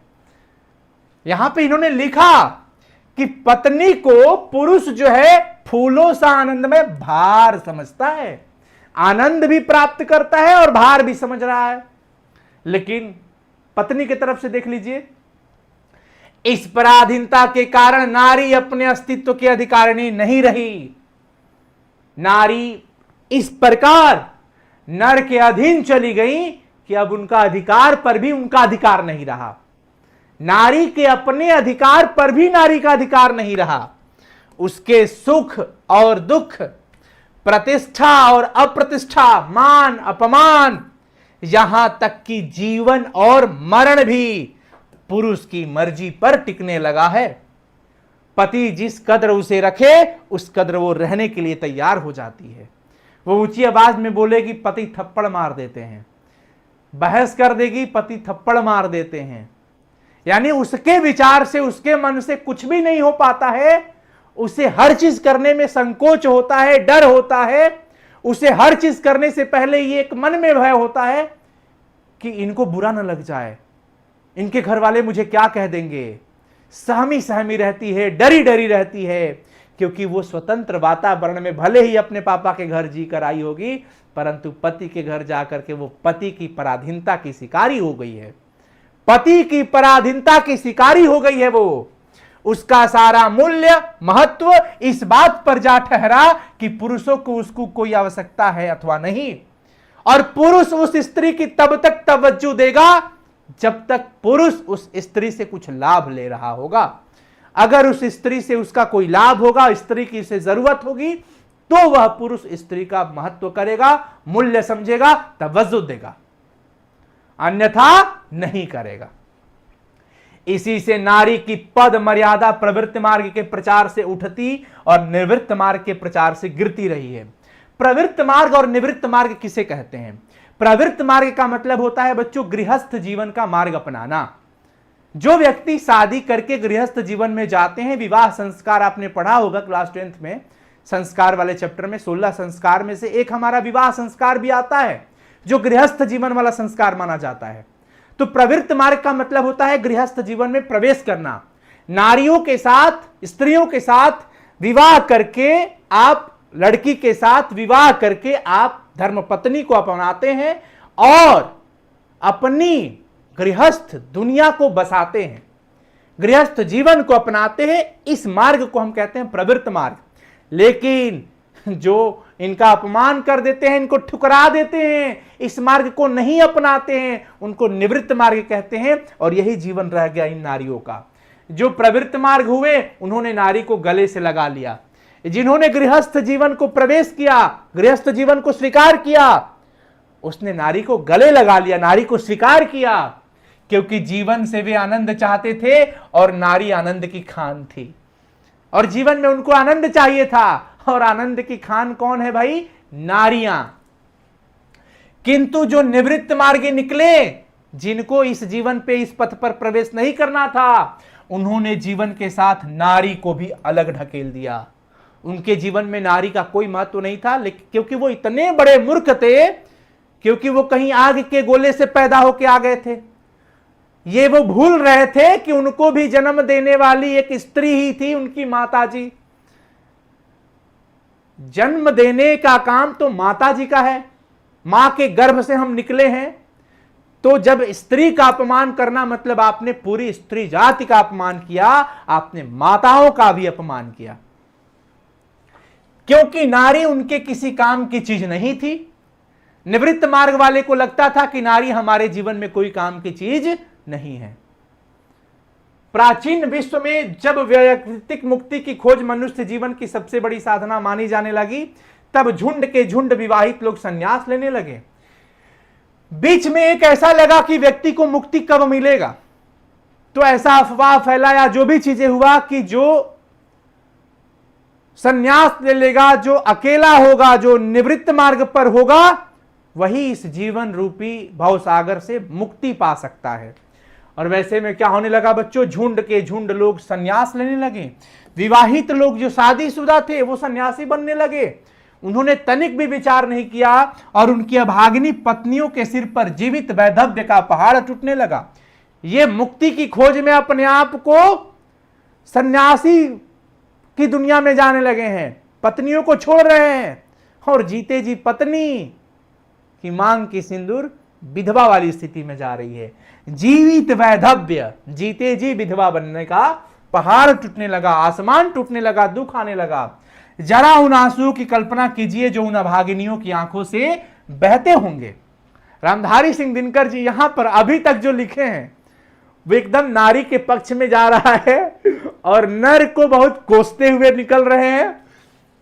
हालांकि ये उनकी कल्पना थी, जो चीजें थी उन्होंने लिखा है कि भाई पुरुष ने जरा भी उन आंसुओं की कल्पना नहीं किया कि उन अभागन औरतों की आंखों में जो आंसू आ रहा होगा वो क्या है, जिनके पति परमार्थ लाभ के लिए, अरे शादी जब किए थे तो 7 वचन भी लिए होंगे कि साथ जिएंगे, साथ मरेंगे, हैं? 7 वचन में ये एक वचन होता है ना, जो भी कुछ करेंगे साथ में करेंगे, एक लाइन में। और तुम छोटा एक परमार्थ लाभ के लिए तुम पत्नी का त्याग कर देते हो, हैं? जरा उस बेबसी को भी ध्यान में लाइए, जो इस अनुभूति से उठती होगी कि आखिर जो संन्यास लेता है वह निष्ठुर है, कायर और कठोर नहीं। बल्कि पुण्यात्मा, साहसी और शायद सबसे बड़ा वीर है। नारी अपने पति को वीर समझती है, बलशाली समझती है, साहसी समझती है, और वो व्यक्ति परमार्थ लाभ के लिए नारियों का त्याग कर दिया। हाय रे नारी, हाय रे नारी, जो इन परिस्थितियों से हार कर स्वेच्छया अपने आप को सचमुच में पुण्य की बाधा और पाप की खान मानकर पछाड़ कर रह जाती थी, अफसोस खाकर रह जाती थी। इनको लगता था मुक्ति पाने वाले बाधा रास्ते में कि क्या जो विवाहित है उनको मुक्ति नहीं मिल सकता क्या? यानी कि सन्यासी लोग बन रहे हैं मुक्ति पाने के लिए, यानी कि हम स्त्रियां उनकी बाधा है क्या? यह अफसोस करके रह जाती थी बेचारी। बीच में देखिए क्या हुआ, बुद्ध और महावीर ने कृपा करके नारियों को भी भिक्षुणी होने का अधिकार दे दिया। अब ये सवाल ऑब्जेक्टिव में आएगा कि बुद्ध और महावीर ने कृपा करके नारियों को भिक्षुणी होने का अधिकार दिया था, किंतु यह अधिकार भी नारी के हाथ में सुरक्षित न रह सका। भिक्षुणी भिक्षा मांगने का हक दिया था, लेकिन यह भी अधिकार उनके हाथ में नहीं रह सका। जैनों के बीच जब दिगंबर संप्रदाय निकला, तब धर्माचार्य नारियों की भिक्षुणी होने वाली बात से घबरा उठे। देखो यहां पे ये थोड़ी सी धार्मिक चीजें हैं, मैं इस पर ज्यादा टिप्पणी नहीं करूंगा। जैनों के बीच, जैन जो लोग होते हैं ना, जब दिगंबर संप्रदाय था उनका निकला, तब जो धर्माचार्य थे वो नारियों की भिक्षुणी होने वाली बात से घबरा उठे थे, डर गए थे, और धर्म पुस्तक में उन्होंने एक नया नियम डाल दिया कि भाई नारियों का भिक्षुणी होना व्यर्थ है, बेकार है, क्योंकि उनको मोक्ष नारी जीवन में कभी नहीं मिल सकता। नारियां घर में ही रहकर दान पुण्य करे और इंतजार करे उस दिन की जब उनका जन्म पुरुष योनि में होगा। जब वे पुरुष होकर जन्मेंगी, संन्यास तभी वो ले पाएंगी और तभी उन्हें मुक्ति भी मिलेगी। जैन धर्म के जो कुछ लोग थे, आचार्य, इस बात से डर गए कि नारी को भिक्षुणी होने का अधिकार दे दिया गया और ये घर से बाहर निकलने लगेंगी। हाहाकार हो उठा। उन्होंने एक नया नियम निकाल दिया कि नारी तुम घर में रहो, घर में ही दान पुण्य करो, तुम्हें बाहर निकलने की जरूरत नहीं है, और तुम्हें मुक्ति तब मिलेगी जब तुम पुरुष योनि में जन्म लोगी, और तब तुम मुक्ति पा सकती हो। और बुद्ध ने भी एक दिन आयुष्मान आनंद से, बुद्ध ने एक दिन आनंद से, आयुष्मान आनंद से क्या कहा, बड़े अफसोस के साथ, पश्चाताप के साथ कहा कि आनंद, मैंने जो धर्म चलाया था वह 5000 वर्ष तक चलने वाला था, लेकिन अब तो केवल 500 वर्ष ही चलेगा हो, क्योंकि नारियों को तो मैंने भिक्षुणी होने का अधिकार दे दिया है। नारियों का भिक्षुणी होने का अधिकार किसने दिया है? महात्मा बुद्ध ने। अब देखिए, बड़े बड़े धर्म साधु महात्मा जो होते हैं, साधु नारियों से भय खाते थे। कई ऐसे साधु लोग हम लोगों ने सुना है नाम कि नारी को अपने पास नहीं आने देते थे, नारियों से डरते थे। विचित्र बात तो यह है कि इनमें से कई महात्माओं ने तो ब्याह भी किया और फिर नारियों की निंदा भी की। रामधारी सिंह दिनकर जी प्रत्यक्ष रूप से कहते हैं कि आश्चर्य की तो बात तब है, यह है कि बहुत सारे महात्मा ने शादी विवाह भी किया और बाद में नारी की निंदा भी कर रहे हैं। भाई कैसे हो? कबीर साहब का एक दोहा मिलता है। कबीर साहब का एक दोहा क्या है कि नारी तो हमहू करी, नारी तो हमहू करी, तब ना किया विचार, जब जानी तब परिहरी, नारी महाविकार। नारियों की यह अवहेलना हमारे अपने काल तक भी पहुंची है, और उस समय की नारी की अनादर वाली बातें आज भी हमारे बीच में है।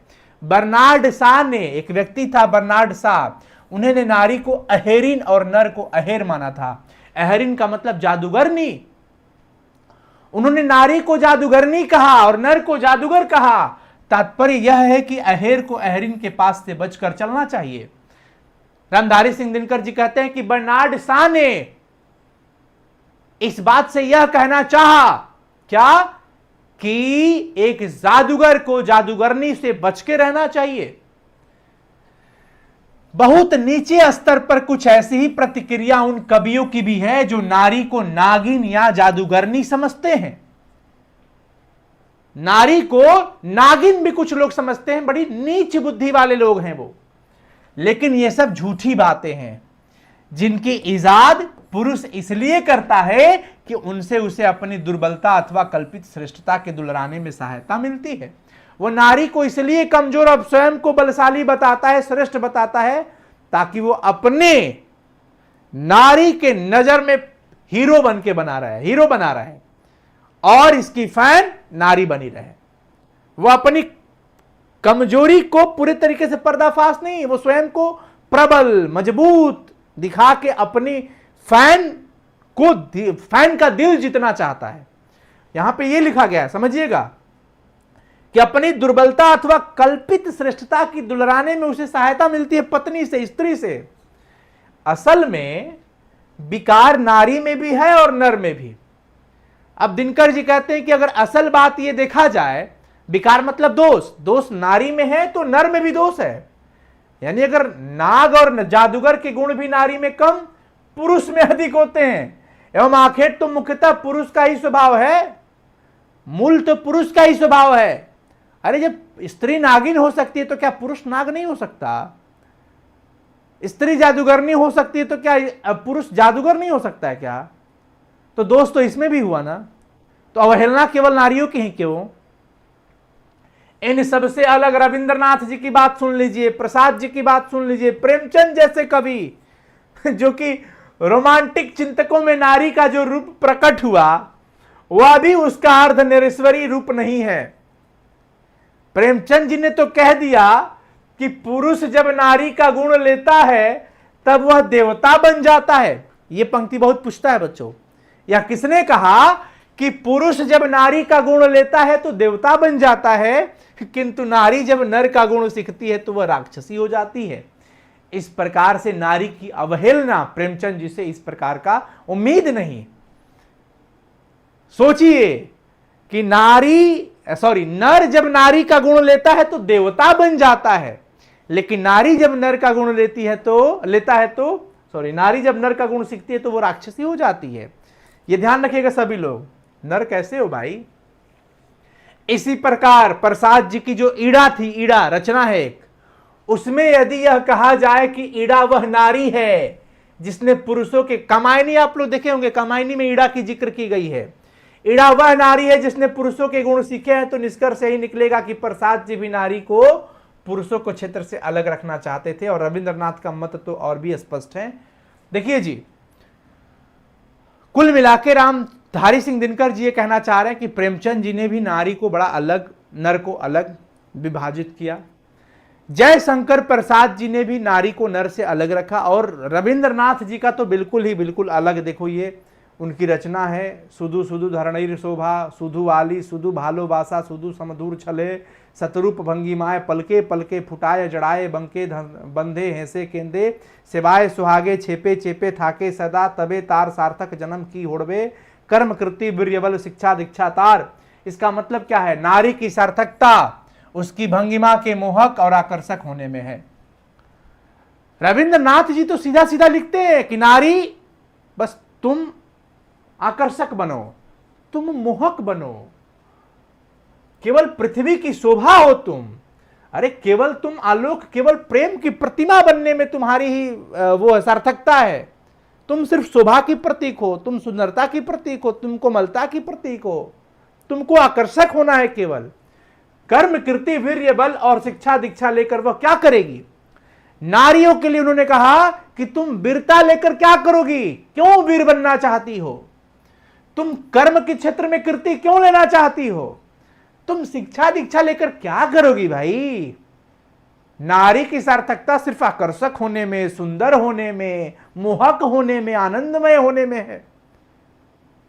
ये वास्तविक रूप से देखा जाए तो ये बिल्कुल ही गलत विचार है। ये बिल्कुल गलत विचार है। मानते हैं कि नहीं आप सभी लोग?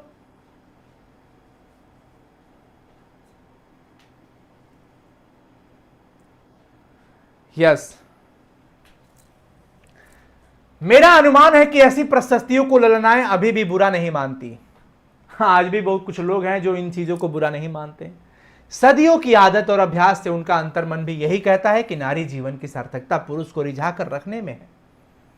आज भी कई लोग, क्योंकि वर्षों से यही बात दिमाग में रखा है, बिटिया जब जाती है ससुराल शादी के बाद, तो बिटिया की मम्मी पापा समझाते हैं कि बबी सासू के कहना मानना, पति ही सब कुछ होते हैं, पति देवता समान होते हैं, कुछ भी हो जाए, दो चार थप्पड़ मार भी दे तो भी जवाब नहीं लड़ाना, ऐसा नौबत ना है तुम्हारे कर्मों से, क्योंकि तुम सिर्फ पति को रिझाने के लिए बनी हो। ऐसा हमें वर्षों से सब सिखाया गया है, इन लड़कियों को, इन स्त्रियों को ये माइंड में डाल दिया गया है कि जैसा वो लोग कहें वैसा करना, जैसा पति कहे वैसा ही करना, मुंह नहीं लड़ाना है किसी से। ये तो अच्छी बात है, संस्कार है, परंतु कर्म क्षेत्र में किसी के अधीन जाने के लिए, चूंकि उनका भी दोष नहीं है, वर्षों से ये चीजें चलती आ रही हैं, तो दिनकर जी खुद लग रहे कि ये वर्षों का आदत है, अभ्यास है, वर्षों का क्या, सदियों का आदत और अभ्यास है। यह सुनना उन्हें बहुत अच्छा लगता है कि नारी सपना है, नारी सुगंध है, नारी पुरुष की बाह पर झूलती हुई जूही की माला है। नारियों को यह बात शायद सुनने में बड़ा अच्छा लगता है कि उन्हें सुंदर बनना है, उन्हें शोभा का प्रतीक बनना है, उन्हें सुगंधित होना है। नारी नर के वक्ष स्थल पर मंदार का हार है, मंदार फूल की हार के रूप में अपने आप को वो मान भी चुकी हैं, किंतु यही वह पराग है जिसे अधिक से अधिक उड़ेल कर हम नवयुग के पुरुष नारियों के भीतर उठने वाले स्वतंत्रत्व के इस फुलिंगों को मंद रखना चाहते हैं। और अगर वो स्वतंत्र होना चाहती है, पढ़ाई लिखाई करना चाहती है, और भी कई सारी चीजें चाहती है, तो पुरुष उन्हें दबा देते हैं, अपनी इच्छा के अनुसार वो जैसा चाहते हैं वैसा कराना चाहते हैं। यतियों का अभिशप्त काल समाप्त हो गया, अब वो समय खत्म। अब नारी विकारों की खान और पुरुषों की बाधा नहीं मानी जाती है। आज हमारा यह वर्तमान युग, यह समय जहां नारी दोष की खान नहीं मानी जाती है, वो समय खत्म हो चुका है। वह प्रेरणा का उद्गम, शक्ति का स्रोत और पुरुषों की क्रांति की महाऔषधि हो उठी है। स्त्रियां शक्ति की स्रोत मानी जाती है, प्रेरणा का उद्गम मानी जाती है, शक्ति की स्रोत मानी जाती है, फिर भी नारी अपनी सही जगह पर नहीं पहुंची है। आज समय तो जरूर बदला, लेकिन नारी अभी भी जहां पहुंचना चाहिए था वहां पे नहीं पहुंची है। पुरुष नारी से अब यह कहने लगा है, पुरुष नारी से अब यह कहने लगा है कि तुम्हें घर से बाहर निकलने की क्या जरूरत है, कमाने को मैं अकेला काफी हूं। अरे मैं पैसा मैं कमा के लाऊंगा, तुम कहां जाओगी बाहर? अरे तुम घर बैठे खाली खर्च किया करो। किंतु इतना ही यथेष्ट नहीं है, नारियों को सोचना चाहिए कि पुरुष ऐसा कहता क्यों है।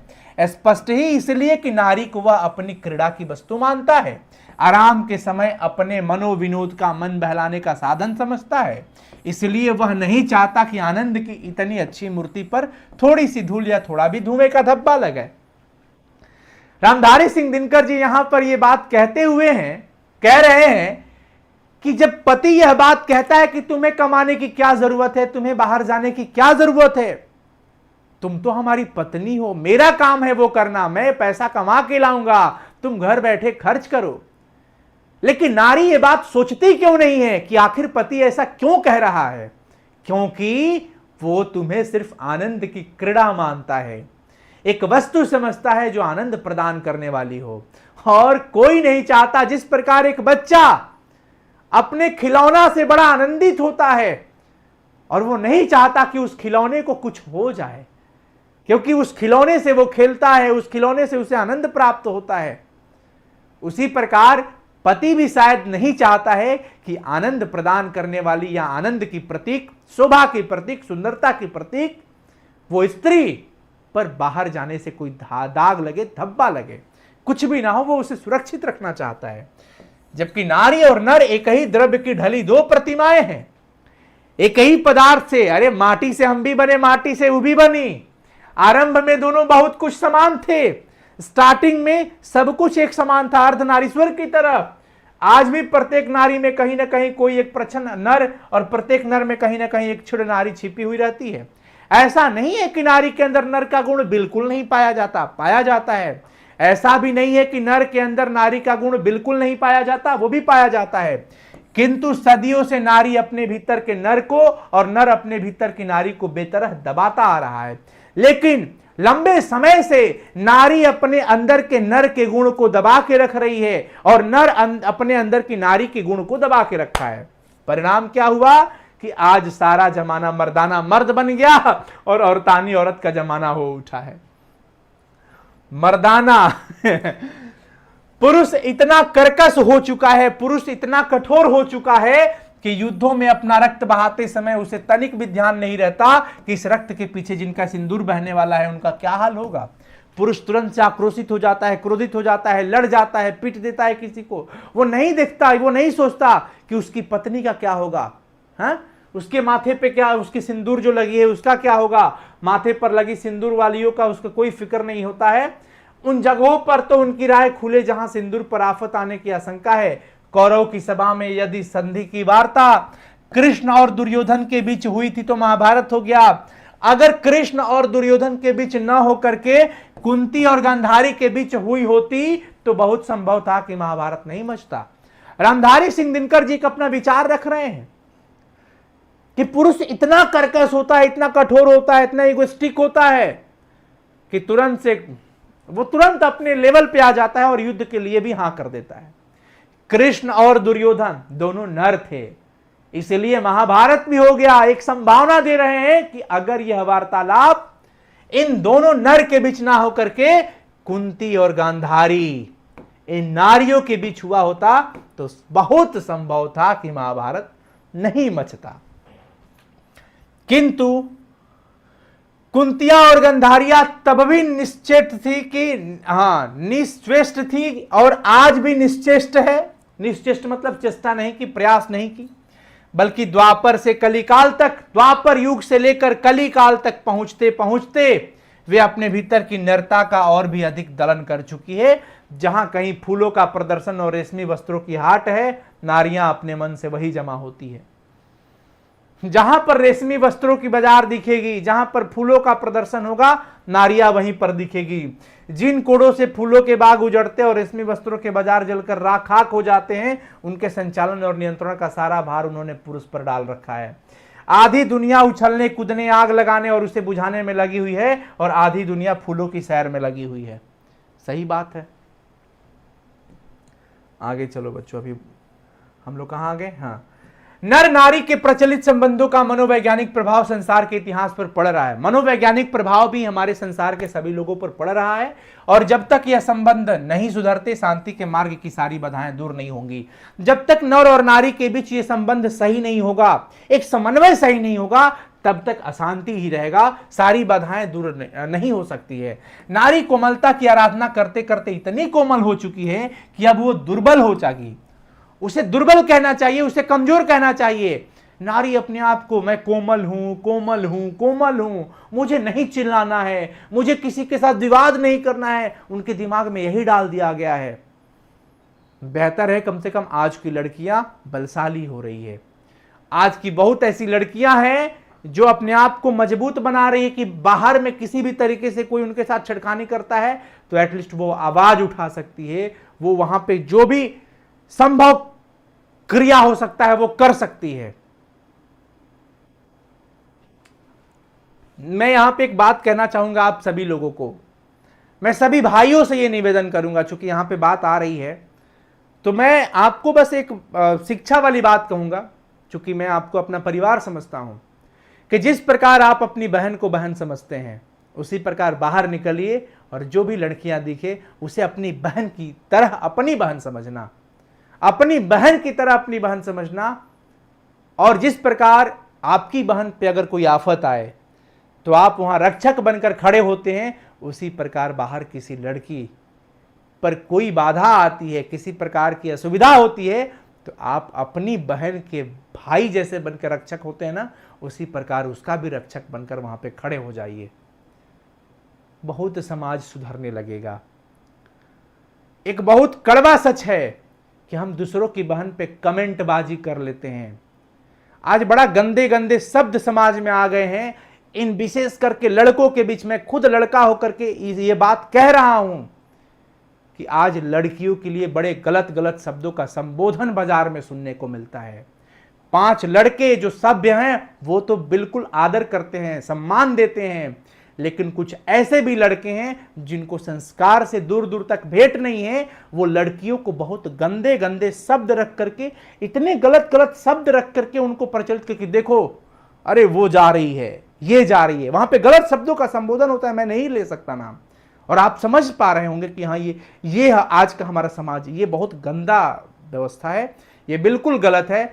मैं इस चीज का बहुत कड़ी निंदा करता हूं और मैं आप लोगों से निवेदन करता हूं कि इस तरीकों के शब्दों से जरूर बचें। सोचिए आपको कितना आनंद आता होगा, या मैं किसी को भी कहूं जो भी ऐसा काम करता है, बड़ा आनंद आता है उसको दूसरे की बहन के साथ छेड़खानी करने में, लेकिन जब उसकी बहन बाहर निकलती है और उसके साथ कोई और करता है तो इनका खून खौल जाता है, लगता है काट के फेंक देंगे। क्यों भाई, क्यों? तो जिस प्रकार अपनी बहन के साथ छेड़खानी और अपनी बहन के साथ कमेंटबाजी नहीं सहन कर सकते, तो वो भी किसी की बेटी बहन है ना, उसको भी तो समझो। उंगली मार डाकू क्यों बन रहे हो? ये तो वही बात हो गई ना कि जब बना नहीं सकते तो बिगाड़ने क्यों चले हो? तो सम्मान दीजिए। अगर आप दूसरी की बहन के रक्षक बन के बाहर खड़े होते हैं ना, तो समय नहीं जानता कभी आपकी बहन पर आफत विपत्ति आए तो कोई दूसरा भाई वहां रक्षक बनकर जरूर खड़ा होगा। जब आप किसी के लिए बहन का भाई बन सकते हैं तो आपकी बहन के लिए भी कोई रक्षक भाई बाहर में जरूर मिल जाएगा, वो विधाता बना के भेज देते हैं। तो जैसा कर्म वैसा फल मिलता जरूर है।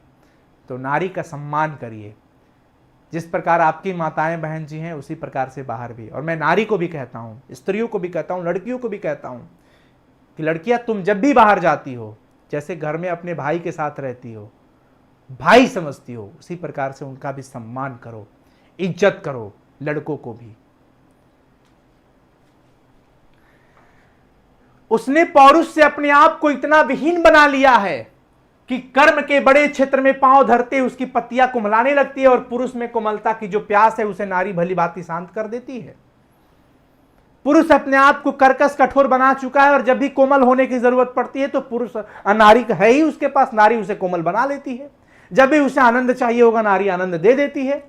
परंतु नारी अपने आप को कोमल कोमल कोमल कोमल कह के, तुम कितनी कोमल हो गई हो, इतनी कोमल कि तुम कमजोर हो गई हो, दुर्बल कहना चाहिए तुम्हें। पुरुष अपने भीतर कोमलता का विकास क्यों करे? पुरुष नहीं चाहता कि मैं कोमल हूं, क्योंकि वो तो नारी प्रदान कर देती है, बात खत्म। इस स्थिति से बाहर निकलने का रास्ता वह नहीं जिसे रोमांटिक कवियों और चिंतकों ने बतलाया है।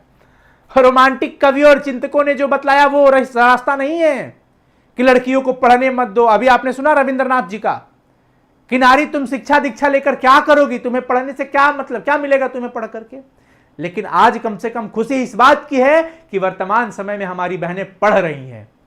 वो आज के दौर में घर से बाहर निकल करके क्लास करने जाती है और सही सलामत घर पे पढ़ के वापस लौटती है, और वो पढ़ना चाहती है। हमें इस बात से बहुत गर्व है कि भारत में ही नहीं बल्कि विश्व में भारत की लड़कियां अलग अलग परचम लहरा रही है, अलग अलग क्षेत्रों में। चाहे वो चंद्रयान की बात हो, चाहे आईएएस आईपीएस ऑफिसर की बात हो, चाहे वो सेनाओं की बात हो, तमाम जगहों पर। तो ये बड़ी अच्छी बात है। बल्कि वह जिसकी ओर संकेत गांधी और मार्क्स करते हैं, निवृत्ति मार्गियों की तरह नारी से दूर भागने की बात तो निरी मूर्खता की बात है। नारी से दूर भागने की बात निवृत्त मार्ग वाला, वो तो बड़ी मूर्खता की बात हो जाएगी। और भोगवादियों के समान नारी को निरे भोग की वस्तु, और जो भोग हवस के लोग जो होते हैं ना, वो नारी को सिर्फ भोग की वस्तु मानते हैं, वो नारी का सम्मान तक नहीं करते हैं, वो भी गलत हो जाएगा, वो बिल्कुल गलत होगा। नारी केवल नर को रिझाने अथवा उसे प्रेरणा देने को नहीं बनी है। नारी सिर्फ नर को खुश करने के लिए, रिझाने के लिए, प्रेरणा देने के लिए, भोग विलास की वस्तु के लिए सिर्फ नहीं बनी है। जीवन यज्ञ में उसका भी अपना हिस्सा है, और वह हिस्सा घर तक सीमित नहीं है, बाहर भी है। जहां जहां नर अपने आप को समझता है वहां वहां नारी है। जीवन के इस पूरे यज्ञ में जहां नर है वहां नारी होनी चाहिए। नारी सिर्फ भोग विलास की आनंदमय वस्तु बन के नहीं रहनी चाहिए। जिसे भी पुरुष अपना कर्म क्षेत्र मानता है वह नारी का भी कर्म क्षेत्र है। पुरुष जिसे समझता है कि यह हमारा कर्म क्षेत्र है, मुझे यहां काम करना चाहिए, अरे खेतों में काम कर रहे हो, अगर पत्नी भी साथ में काम कर ले तो क्या दिक्कत है। नर और नारी दोनों के जीवन उद्देश्य एक होने चाहिए और एक होते भी हैं। नर और नारी का दोनों का जीवन का उद्देश्य एक होना चाहिए। यह अन्याय है कि पुरुष तो अपने उद्देश्य की सिद्धि के लिए मनमाने विस्तार का क्षेत्र अधिकृत कर ले और नारियों के लिए घर का छोटा कोना छोड़ दे। यह कहां का न्याय है जी कि हम पुरुष होकर के अपने मर्जी के हिसाब से जो चाहे वो करे, जहां चाहे वहां जाए, लेकिन नारी को अपनी मर्जी के खिलाफ ना होने दे, उसको मर्जी के हिसाब से ना जीने दे, उसको कोने में छोड़ दे घर की चार दीवारी में।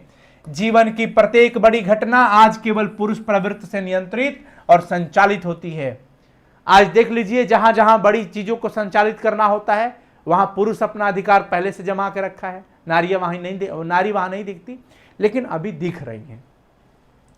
इसलिए उसमें कर्कशता अधिक, कोमलता कम दिखाई पड़ती है। नर अपने आप को इतना बड़ा बड़ा अधिकार क्षेत्र में रख लिया है कि वो बहुत कठोर बन चुका है, कर्कश हो चुका है, कोमल बहुत कम होता है। यदि इस नियंत्रण और संचालन में नारियों का भी हाथ हो जाए तो सोचिए मानवीय संबंध में कितनी कोमलता की वृद्धि हो जाएगी। अगर नर थोड़ा कोमल हो जाए तो कितनी अच्छी बात है भाई। नर का हृदय कोमल आ जाए, कोमल हो जाए उसका हृदय, तो ये कितनी अच्छी बात है। नारी और नर दोनों एक साथ मिलकर के अपने जीवन के उद्देश्य को देखें और कर्म क्षेत्र में बराबर बराबर अपने आप को रखें, स्थान रखें, वहां कर्म भी करें उस उद्देश्य से, तो देखिए कितनी अच्छी बात है। यही नहीं, प्रत्युत प्रत्येक नर को एक हद तक नारी और प्रत्येक नारी को एक हद तक नर बनाना भी आवश्यक है। आज के समय में देखिए, कहना नहीं चाहिए, मैं एक मूवी देख रहा था, उस मूवी में बड़ी अच्छी कहानी भाई थी। वो एक लड़की उसमें रोल की है, बहुत तगड़ी मूवी, जो कि पीएम को भी बुलाने पर मजबूर कर देती है और सामने बैठ के बात करती है। और सिर्फ उसे इस बात का न्याय चाहिए था कि जब वो छोटी थी, स्कूल बस में बस के कंडक्टर और ड्राइवर ने मिलकर उसका रेप किया था और उस केस को दबा दिया गया था, दमन कर दिया गया था। वर्षों बाद उस लड़की के घर में क्या क्या गुजरा उसकी वजह से और उस पर क्या गुजरा, लेकिन प्रशासन के द्वारा कोई भी क्रियाकलाप नहीं हुआ था। वो पीएम को मजबूर कर दी सामने आकर के माफी मांगने के लिए। और उन्होंने जो डेटा बताया कि हमारे देश में आज भी शायद 16 मिनट में या 8 मिनट में कुछ ऐसा डेटा दिया था कि हर 16 मिनट पे शायद एक रेप होता है। तो नारियां आज भी सुरक्षित नहीं है बाहर में। इसलिए नारी को जरूरत है, स्त्रियों को जरूरत है कि स्वयं को मजबूत बनाओ, स्वयं को सुरक्षित रखने के लिए।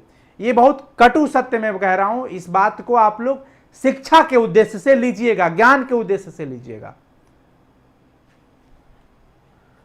गांधी जी ने अपने जीवन के अंतिम दिनों में नारीत्व की भी साधना की थी।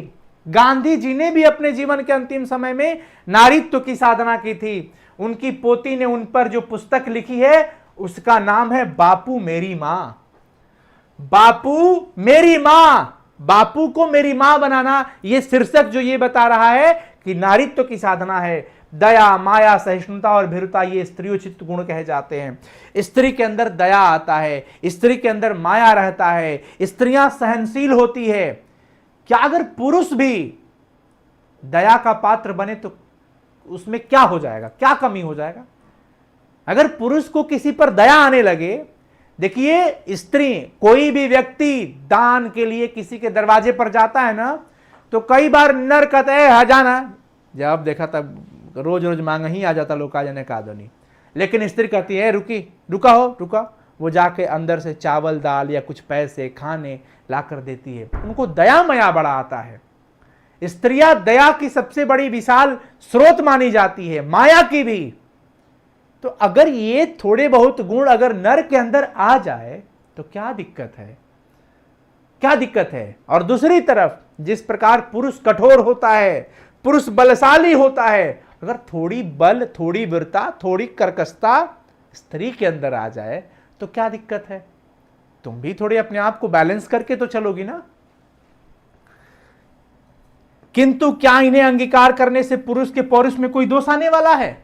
क्या अगर सहिष्णुता, भीरुता, माया, दया, अगर ये सब गुण अगर पुरुष के अंदर आ जाए तो क्या उसकी पौरुषता खत्म हो जाएगी? अगर उनके दरवाजे पर कोई भिक्षा मांगने आता है और पुरुष बड़ी खुशी से कह दे, उसको दया आ जाए कि अरे अरे आइए आइए आइए बैठिए, हम आपको भोजन कराते हैं, क्यों? ये सिर्फ स्त्री को कहने का अधिकार है क्या? स्त्रियां तो दयावान है ही, मायावान है ही। लेकिन अगर यह गुण हमारे अंदर भी आ जाए और मैं भी ये काम करने लगूं, पुरुष भी ये काम करने लगे, तो क्या हमारा पौरुषता में कमी आ जाएगी? नहीं आ सकती है, पौरुषता में कमी नहीं आ सकती। और चूंकि बढ़ेगा, दया, माया और सहिष्णुता ही नहीं, भीरुता का भी एक अच्छा पक्ष है जो मनुष्य को अनावश्यक विनाश से बचाता है। उसी प्रकार अध्यावसाय, साहस और शूरता का वर्ण, नारीत्व की मर्यादा नहीं घटती है।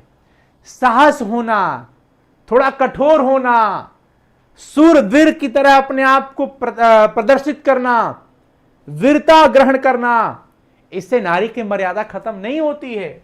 अर्धनारीश्वर केवल इसी बात का प्रतीक नहीं है कि नारी और नर जब तक अलग है तब तक दोनों अधूरे हैं। सिर्फ ये नहीं कहा जा सकता। अर्धनारीश्वर का मतलब सिर्फ ये नहीं कि नर और नारी अलग अलग है तो अधूरे हैं। सिर्फ इतना नहीं, बल्कि इस बात का भी पुरुष में कि नारीत्व की ज्योति जगे और यह कि प्रत्येक नारी में भी पुरुष का स्पष्ट आभास हो। अर्धनारीश्वर का सिर्फ मतलब यह नहीं हुआ कि नर और नारी जब तक अलग है तब तक अधूरे हैं। इस बात का अर्धनारीश्वर का एक मतलब यह भी है कि नारी के अंदर नर का गुण आना चाहिए और नर के अंदर नारी का भी गुण आना चाहिए। समझ में आ गया बच्चों? यहां पर देखो लिखा है ना, प्रत्येक नारी में भी पौरुष का स्पष्ट आभास हो। इस प्रकार प्यारे बच्चों, आज यह चैप्टर समाप्त होता है। मही मांगती प्राण प्राण में, सुजु कुसुम की क्यारी, स्वप्न स्वप्न में गुंज सत्य की, पुरुष पुरुष में नारी है। मही मांगती प्राण प्राण में, सजी कुसुम की क्यारी, कोमलता कुसुम फूल, स्वप्न स्वप्न में गुंज सत्य की, सपनों सपनों में गुंज सत्य की सुनाई दे रही हो, और पुरुष पुरुष में नारी, और हर पुरुष के अंदर नारी का गुण दिखने लगे, नारी के अंदर पुरुष का गुण दिखने लगे। ये कितनी अच्छी बात होगी। अर्धनारीश्वर का सही मतलब यही है। मैं समझता हूं बच्चों आप सभी लोगों को बहुत अच्छा लगा होगा सेशन। कमेंट करके जरूर बता दीजिएगा कि यह सेशन कैसा लगा, और अगले सेशन में हम लोग इसका क्या करेंगे बच्चों, क्वेश्चन आंसर कर लेंगे, ऑब्जेक्टिव क्वेश्चन। तो आप लोग तैयार रहिएगा। मैं आप सभी लोगों से निवेदन करता हूं कि प्लीज इस वीडियो को ज्यादा से ज्यादा बच्चों तक शेयर जरूर करिएगा। आप जितने भी बच्चे देख रहे हैं कम से कम अपने 5-5 दोस्तों को तो जरूर शेयर कर सकते हैं। ये आपकी एक जिम्मेवारी बनती है, और ये जिम्मेवारी आपको हमने दिया है और आपने उठाया भी है। तो प्लीज आप लोग इसे ज्यादा शेयर करिए, और जितने भी बच्चे देखे हैं प्लीज समाप्त हो जाने के बाद क्लास कमेंट में नीचे आके कमेंट करके जरूर बता दीजिएगा कि यह आज का सेशन आपको कैसा लगा और पूरी बात समझ में आई कि नहीं। मैं अपनी पूरी ऊर्जा के साथ आपको पूरी निष्ठा से पढ़ाने की कोशिश किया हूं, और जो भी चीजें थी उसको प्रस्तुत करने में पूरा कामयाब रहा हूं कि नहीं। आप सभी लोग कमेंट में जरूर बताइएगा कि मेरे पढ़ाने से आपको समझ आया कि नहीं। थैंक यू सो मच, धन्यवाद आप सभी का। मिलते हैं फिर अगले सेशन में, तब तक के लिए बहुत बहुत शुक्रिया। All the best, thank you so much. और बच्चों, प्रतिदिन मैं आप लोगों को बता रहा हूं कि चैनल पे कई सारी वीडियोस आ रही हैं, और भी बहुत सारी वीडियोस अभी आएंगी। आप लोग चैनल से जुड़े रहिए, एक्टिव रहिए, नोटिफिकेशन सब लोग ऑन कर लो। बहुत बच्चों का नोटिफिकेशन ही ऑन नहीं है, तो जब भी हम वीडियो अपडेट करते हैं तो उनके पास नोटिफिकेशन नहीं आता, और वो आके कहते हैं सर कब वीडियो डालते हैं पता नहीं चलता है, कब लाइव आते हैं पता नहीं चलता है। इसलिए बच्चों, जहाँ पे सब्सक्राइब का बटन रहता है उसके बगल में एक घंटी का निशान रहता है, घंटी पे क्लिक करोगे तो सबसे ऊपर एक ऑल का ऑप्शन आता है, ALL। ऑल ऑप्शन पे क्लिक कर लोगे ना तो ऑल नोटिफिकेशन ऑन हो गया, ताकि आपको हमारे चैनल से जितने भी वीडियोस हैं सारे वीडियोस का अपडेट होने का नोटिफिकेशन सबसे पहले आप तक जाएगा। तो ज़रूर आप सभी लोग शेयर कर दीजिएगा। All the best. और हमारा एक चैनल है 10th का जिसका नाम है SS 10th। मैं चाहूँगा आप सभी लोग इस चैनल को भी प्यार दीजिए, अपने छोटे भाई बहन के साथ इसे शेयर करिए। इस चैनल पे भी 10th के बच्चों की पढ़ाई हमने स्टार्ट कर दी है, और हमारा काम है पढ़ाते लिखाते रहने का, आप लोगों को कुछ कुछ सिखाते रहने का, अच्छी चीज़ें सिखाते रहेंगे, आपकी परीक्षा में आपकी तैयारी बेहतर कराते रहेंगे। यह हमारा एक संकल्प है, यह एक संकल्प है, और इसके लिए ही शायद सारी चीज़ें चल रही है। धन्यवाद आप सभी का। मिलते हैं बच्चों, thank you so much, bye, take care. Comment जरूर कर दीजिएगा आप सभी लोग। हमारे तरफ से आप सभी लोगों को एक बात रहेगा, love you all, love you.